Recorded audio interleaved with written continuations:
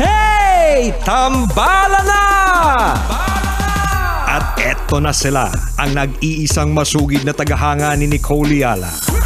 Chris Chuper!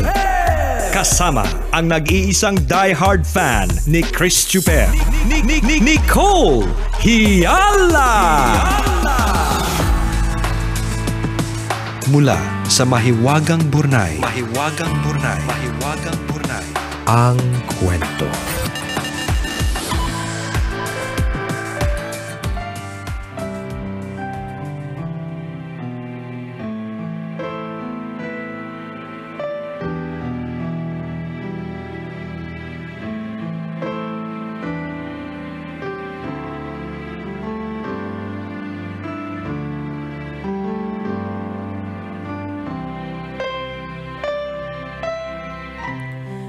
Dear Nicole and Chris, itago nyo na lang ako sa pangalang Victoria, tambalanista since 2004. Magulo ang love life ko kaya nais kong humingi ng payo. 7 years kami nung una kong boyfriend. Itinago ko siya sa family ko. Alam ko kasi na hindi siya magugustuhan dahil mahirap lang sila. Toxic yung relationship namin. Mahilig siya makipag-chat sa kung kani-kaninong babae at yun ang madalas naming pag-awayan. Ramdam ko rin na parang wala siyang pakialam sa akin.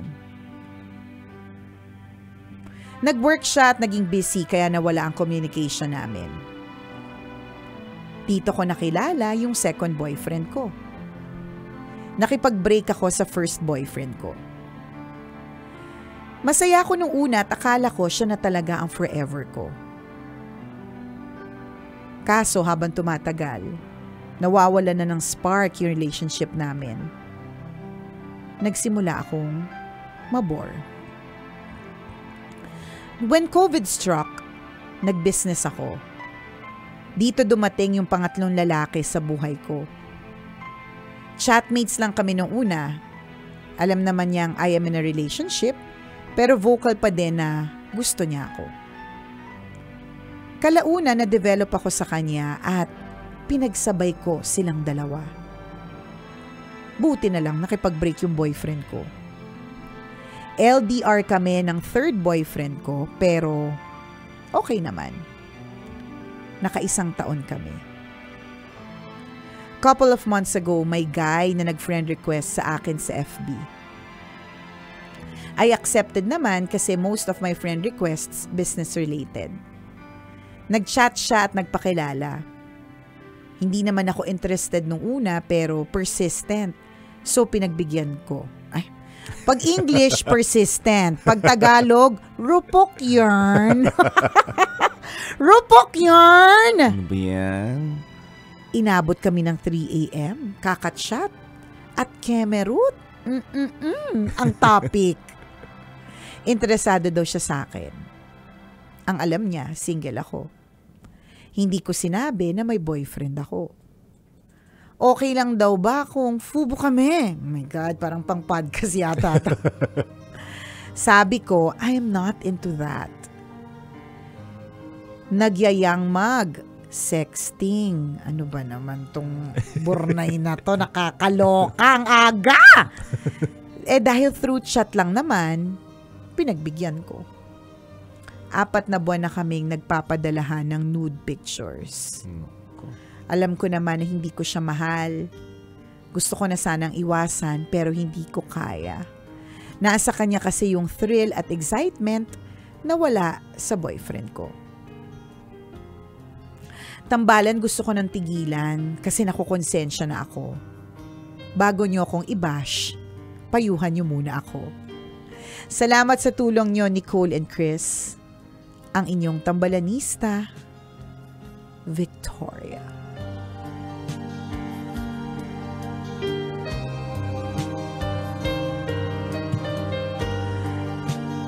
Ang title ng ating kwento ngayong araw na ito ay Victoria's Secret. Ayan. Ang witty. Ayan. Victoria's Secret. Ang sikretong palihim na pagkapokpok ni Victoria. Ay, naku, hindi na nga siya sikreto ngayon eh. Oo nga, naibunyag na siya. Naibunyag na, no? Ito yung mga pagkakataon na alam mo naman kung ano ang dapat mong gawin at alam mo naman na mali pero ginagawa mo pa rin. Yan. Nako. Ito yung mga pagkakataon na katulad nga ni sabi ni Chuper before na malayo ka pa lang, feel na namin yung hininga mo ang init. Diba? Nakuha mo na yung ilang init galing sa ilalim ng lupa eh. Bagay na bagay sa'yo ang summer. Ang tag-araw, ang tag-init. Diba? May kasama ng tag-usok. Umuusok ka, girl. Hindi dahil sa kalandian mo, no? Hindi lang dahil sa karupukan mo at kapusukan mo, kundi dahil yun nga, nagkaroon ka na ng konting pag-ambon mula sa ilalim ng lupa. Ano?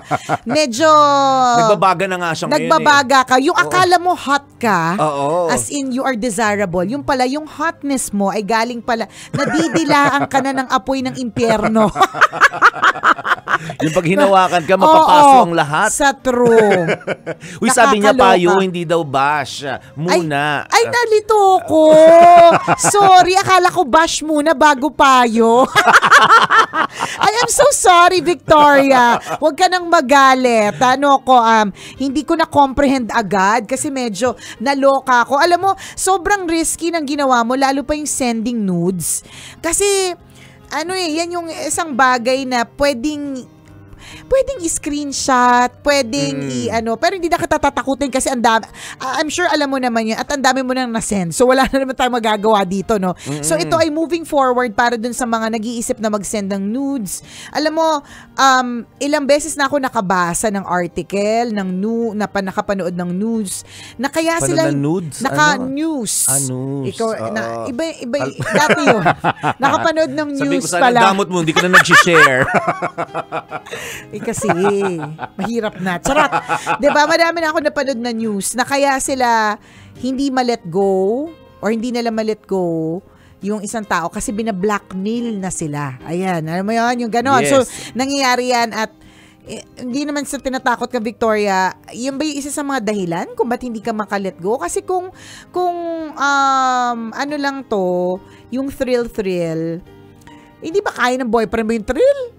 Oh, pwede din naman pag-usapan. Pwede rin naman kayo gawa naman tayo ng thrill. Yan, di ba? I mean, let's make it more challenging. Di ba? Challenging. Extra challenge. Yes. Sa ibabaw ng poste ng Meralco. Sa ilalim ng office table ng boss mo. Yan. Yung mga ganun. Para talagang challenging. May nakita akong helmet na doon. Sa loob ng helmet. Hindi ko alam. I mean, ano lang to eh. Pwede kasing gusto mo, hanap mo ay thrill. O di sige. Single ka naman eh. 'Di ba? Kaya lang may boyfriend ka. So, I guess yun dun muna tayo mag-dwell. Dun sa fact na meron kang boyfriend, let go mo na muna yan. So, obviously, nabobore ka. Kasi mukhang mo siya eh. Issue mo siya noon pa. Pag nabobore ka, ayaw mo na. Or pag nabobore ka, parang hanap ka na kagad ng iba. Bago hanap ng iba, let go muna. Let go muna. Yan yung lagi natin sinasabi. Huwag kang madamot. May mga ibang juwang-juwa na hindi makahanap. Paano? Dala-dalawa yung sa iba. Maangkin mo naman. Share din. Corrected ba? May mga nangangailangan. May mga juwang-juwa din ngayon. Yung pala, nasa iyo lang. Kaya nga eh. Diba? May mga single na gustong-gusto na. Ginawa na ang lahat. Diba? Lahat na ng dating apps updated sila pero walay pa rin. Bakit? Kasi yung ilan nasa iyo. Correct. Damot-damot neto. Parang tungaw. Ganda-ganda pa naman ang pangalan mo. Victoria. Diba? Siguro na-inspire to every time na dumadaan doon. Teka. Kaya siguro, baka gawa ka sa Victoria. Charot! Parang pinaglihi. Ganyan. Kaya yan yung mga trip. Let go mo muna yung yung current na meron ka. Kung talagang bored ka na. Obviously, bored ka na and you had to find the excitement from another person. Diba? Yun, dun ka muna. Bago dun sa, ano ba, gusto mong i-let go? Ang gulo mo eh. Ano kasi, gusto kitang sabuyan ng... Kurutin mo gamit ang chani partner, tapos nail cutter din ako dito, 10. Sabay-sabay natin lahat ng singit-singitan niya. Correct. Dami mo nail cutter Saan bansa yan? Hong Kong, Siyempre, lahat ng mga pasalubong ng mga kaibigan nating Correct. Diba, nag-Hong Kong, nag-Singapore, Malaysia. Yan, ganun. May mga pa-keychain at nail cutter sila. Yun ang mga gagamitin namin para pang mayaman. Diba? Diba? Baka sabihin mo naman, di ka ginamitan ng Imported. Gagamitan ka namin ng imported, girl. Diba? Don't worry, hindi unused siya. Yan. Diba? Naka-plastic pa. Ganun. Sakit mo sa ulo Correct. Alam mo, yung nangyayari sa'yo ngayon, the fact na sumangguni ka sa tambalan, ibig sabihin problemado ka. And these problems are consequences of your actions. Serious tapos na siya. Tapos sasama mo kami, dadamay mo kami. Oo, di ba kagagawan mong lahat ito, hinayaan mong mangyari ito, nag-decide ka na gawin ang mga bagay na ito. Simulat sa pool pa lang, ang impression ko nga, partner, habang binabanggit mo yan, bawat kwento, may something kay ate. Pinaglihi nga.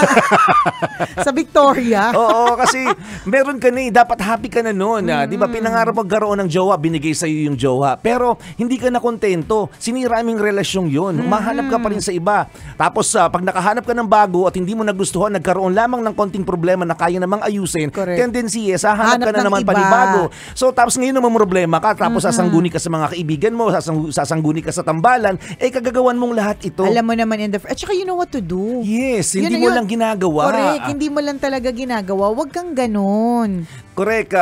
Hindi alam mo, hindi ka yung ganyang klase ng mindset, ano siya may direct reflection yan pagdating sa trabaho, pagdating sa pamilya. Tingnan mo, nadamay na yung iba mo pang mga relationships. Correct. Posible. Halimbawa, sa trabaho, nag-apply ka. Ito yung mga tipong palipat-lipat, hindi makontento. Yes, magkaroon lang ng konting problema, magkaroon na lang ng konting issue. Correct. Hahanap agad ng iba. Kunyari ba, memohan mo lang ng late, di ba? Sabihan kasalanan mo naman. Correct. Di ba? Magkaroon lang ng closed door meeting, mamasamain na niya, hahanap ako ng iba. Mga ganon. Ayoko na. Hindi ito para sa akin. Correct. Yung jowa nga niyang mahal na mahal, iniwanan Di ba? Dahil ang issue niya, nawala yung spark. Correct. Diba? So, pwedeng yan, may reflection yan sa ibang aspeto ng buhay. So, it's not ito ay tungkol sa'yo. Ikaw mismo na dapat mong ayusin sa sarili mo. Ang tanong ko sa'yo, Victoria, anong ginawa mo ng Holy Week? Lumandi ka lang ba? Hindi ka ba nagnilay-nilay?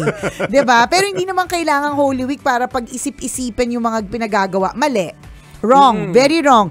Ekis ka, girl. Correct. Ekis. Grabe. Ekis kasi may karelasyon. Diba? Tapos, ay naku. Feeling ko ito ng mga sinasabi natin, baliwala lang sa kanya kasi matibay na yung loob niya Oo nga, makapal na masyado mukha. Sa akin, tibay lang na loob sa'yo, kapal na mukha. Hindi maano na matatag talaga. Na siya. Hindi na siya masyadong nasasaktan sa sinasabi. Kasi malamang hindi naman ito bago sa pandinig niya. Correct. Baka nasabihan na rin siya ng mga friends. Bakit ka pa sa amin nagsasabi? Gusto mo may magsabi pa sa'yo na may ugali ka. Gusto mo sumikat ka. Ganun. Oo, ganun. Ang dami mong gusto Gusto mo marami kang jowa tapos gusto mo sumikat ka din.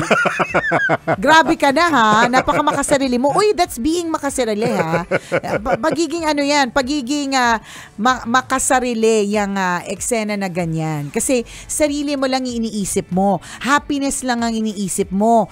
Happiness mo lang ang iniisip mo, 'di ba? Puro pang sarili, puro ikaw. Correct. 'Di ba? Ganda ka, girl. Charot. At hindi magandang hindi magandang habit yan. 'Di ba na hindi mo na isinasaalang-alang yung nararamdaman ng jowa mo. Dapat jidowa mo siya, 'di ba? Kung hindi mo naman din siya pahalagahan. At hindi mo masabi sa kanya na ito talaga kasi ang gusto ko sa isang relationship Correct. Gusto ko yung exciting. Gusto ko yung may mga pag-send na mga ganite. Gusto ko yung may mga, 'di ba? So ibig sabihin may problema ka sa communication also with your boyfriend kasi hindi mo masabi sa kanya na excitement ang gusto at hanap mo. Unless talagang meron talagang mukhang may problema sa pag-iisip, 'di ba? Kasi ang gusto mo, ang excitement na hanap mo, ayaw mo dun sa current, gusto mo laging may iba. Correct, 'di ba? Siguro habang nakikinig siya ngayon, grabe naman, yun ang expression niya. Alam mo, Ngayon, actually, ang linyahan niya ngayon, mapapagrabe naman yung tambalan sa akin. partner, hindi na niyan tayo naririnig ngayon kasi nakabaon na siya sa lupa. Sa mga pinagsasabi natin, hindi na niya rinig. Oo. Maaaring masasaktan ka sa sinasabi ng tambalan, pero ganoon naman talaga dapat, 'di ba? Masaktan tayo para ma-realize natin na may dapat tayong baguhin.